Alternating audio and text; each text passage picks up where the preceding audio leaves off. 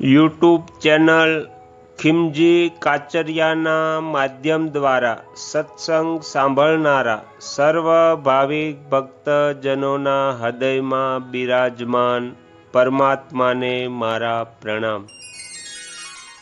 આજના વિડીયોમાં આપણે સાંભળીશું ખરમાસ ક્યારે બેસે છે, ખરમાસમાં શુભ કાર્ય કેમ નથી થતા, ખરમાસના નિયમો અને ખરમાસની પૌરાણિક કથા સાંભળીશું, તેમજ મીન સંક્રાંતિ અને તેનું મહત્ત્વ એ પણ જાણીશું।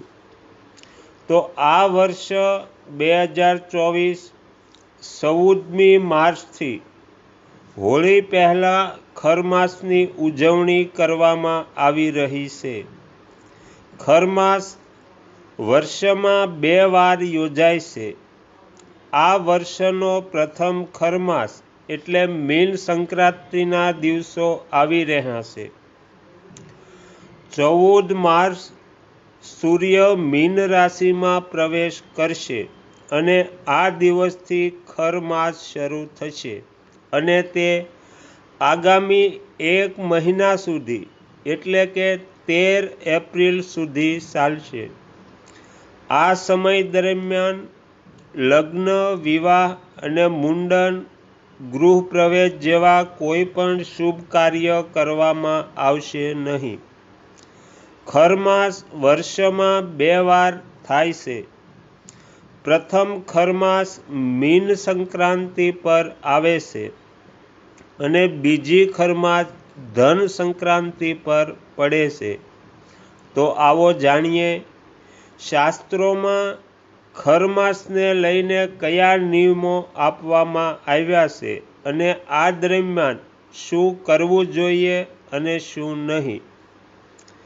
તો પંચાંગ અનુસાર 14 માર્ચ 2024 ગુરુવારે સૂર્ય ભગવાન મીન રાશિમાં પ્રવેશ કરશે। આ દિવસે પવિત્ર સ્નાન અને દાન કાર્યો પણ કરવામાં આવશે। મીન સંક્રાંતિના દિવસે શુભ સમય બપોરે 12:43 થી 6:29 સુધી રહેશે। મહાપુણ્યકાળ બપોરે 12:46 થી 2:46 વચ્ચે રહેશે।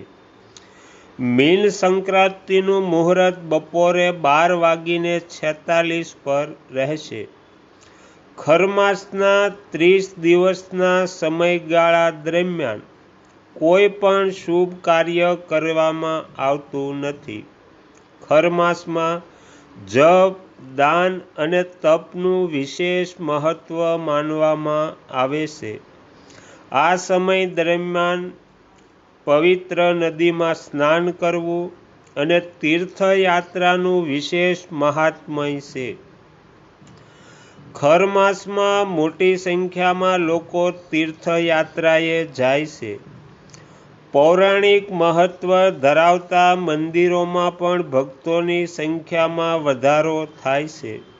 આ દિવસોમાં ગરીબોને મદદ અને દાન કરીને તમે અનંત પુણ્ય મેળવી શકો છો। મીન સંક્રાંતિનો દિવસ ફાગણ મહિનાની શુક્લ પક્ષની 5મી તિથિએ છે અને આ દિવસે વૈધૂત યોગ રચાશે તેમજ સૂર્ય ભગવાન ભરણી નક્ષત્રમાં પરિવર્તન કરશે। આ દિવસે ગુરુવાર હશે અને બાવ અને બળવ કરણ પણ બાંધવામાં આવશે। આ યોગમાં પૂજા કરવાથી લોકોની તમામ મનોકામનાઓ પૂર્ણ થઈ શકે છે। હવે જાણીશું મીન સંક્રાંતિનું મહત્ત્વ શું છે। તો એક ધાર્મિક માન્યતા છે કે દર મહિને જ્યારે સૂર્ય એક રાશિમાંથી બીજી રાશિમાં પ્રવેશ કરે છે ત્યારે સંક્રાંતિ ઉજવવામાં આવે છે। આ દિવસે તીર્થસ્થળ પર નદીમાં સ્નાન કરવું, સૂર્યને દાન અને અર્ઘ્ય અર્પણ કરવું વિશેષ ફળદાયી માનવામાં આવે છે.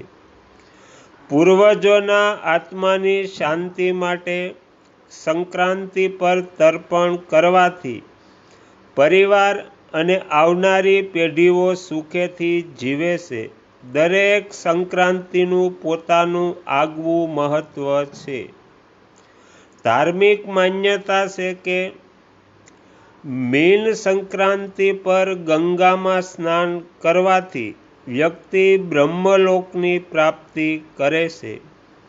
મીન સંક્રાંતિના દિવસે ભગવાન સૂર્યની યોગ્ય રીતે પૂજા કરવાથી વ્યક્તિને જીવનમાં દરેક પ્રકારની સફળતા મળે છે અને સુખ સમૃદ્ધિના આશીર્વાદ મળે છે.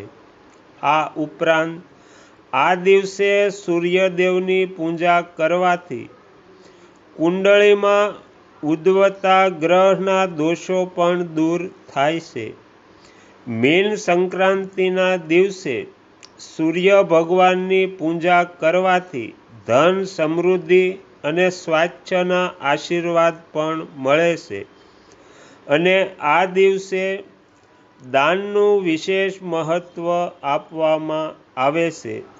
આ દિવસે બ્રહ્મ મુહૂર્તમાં સૂર્યની પૂજા અને અર્ઘ્ય અર્પણ કરવાથી શારીરિક સમસ્યાઓ દૂર થાય છે અને સૂર્ય ભગવાનની કૃપાથી તમામ દોષો પણ દૂર થાય છે. હવે જાણીશું આપણે કે ખર માસમાં શુભ કાર્ય કેમ નથી થતા.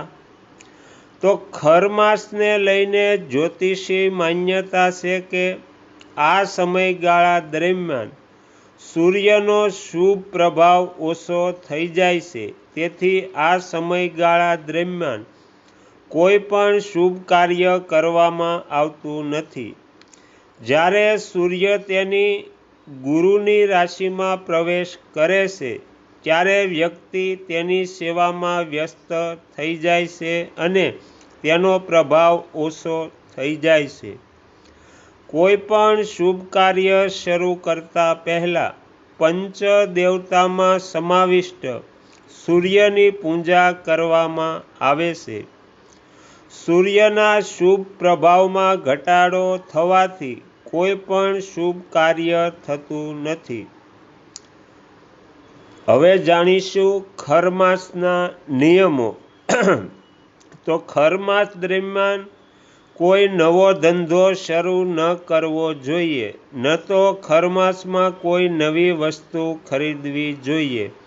આવું કરવાથી તમારા પૂર્વજો તમારાથી નારાજ થાય છે.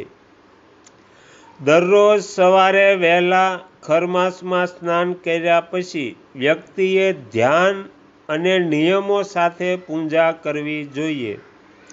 ખર માસ દરમિયાન વ્યક્તિએ દરરોજ સવારે ઉઠીને સૂર્યને પ્રાર્થના કરવી જોઈએ અને ઓછામાં ઓછા 3 વખત પરિક્રમા કરવી જોઈએ.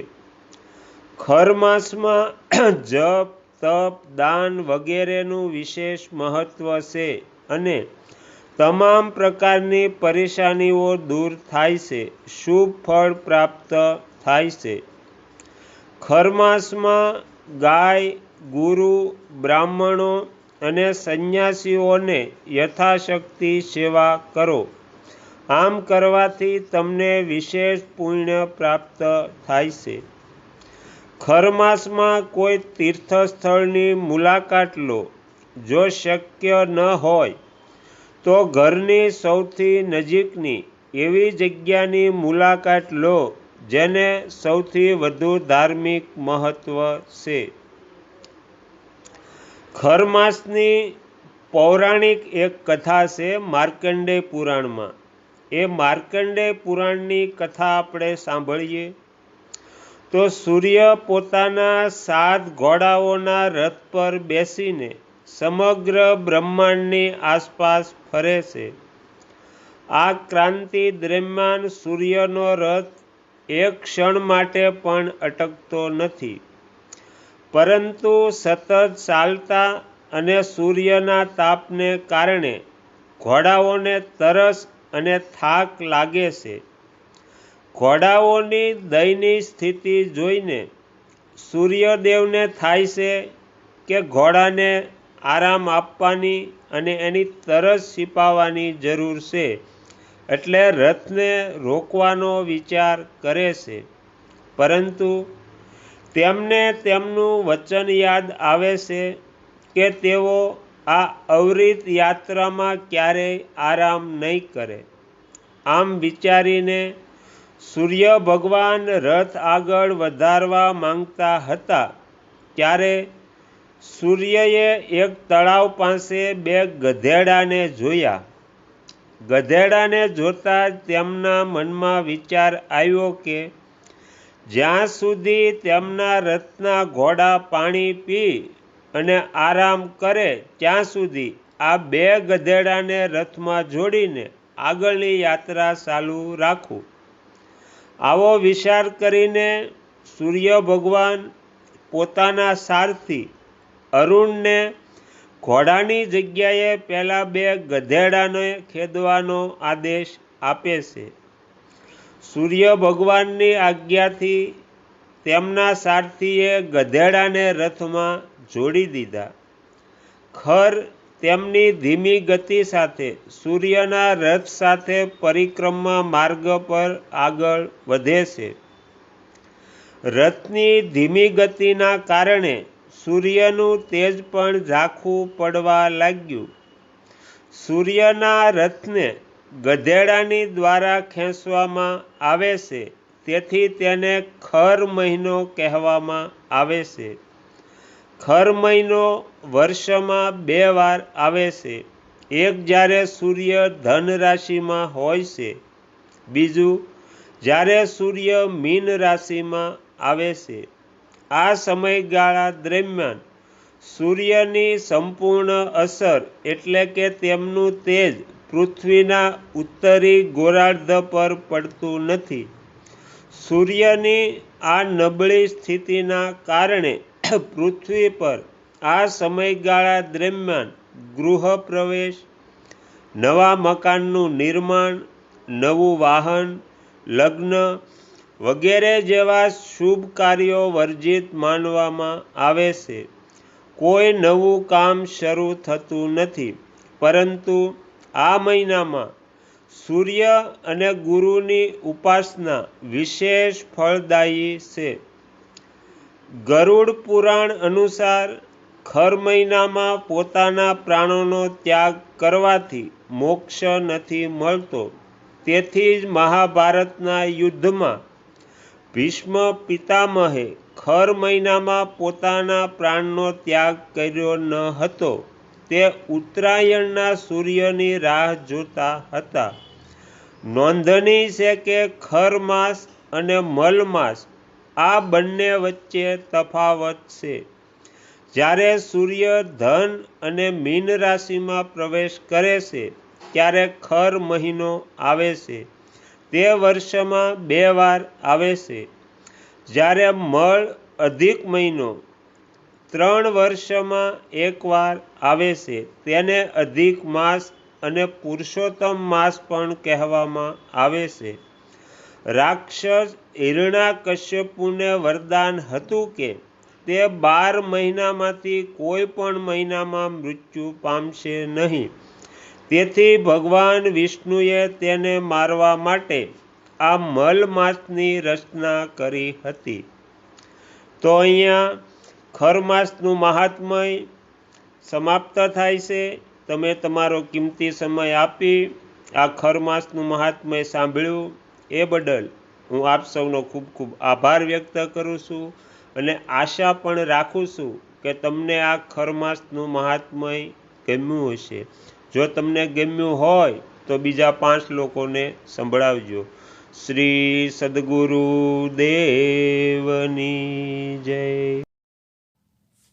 આગળના વિડીયો જોવા માટે આ ચેનલને સબસ્ક્રાઈબ કરો અને જો આ વિડીયો પસંદ આવ્યો હોય તો લાઈક કરો.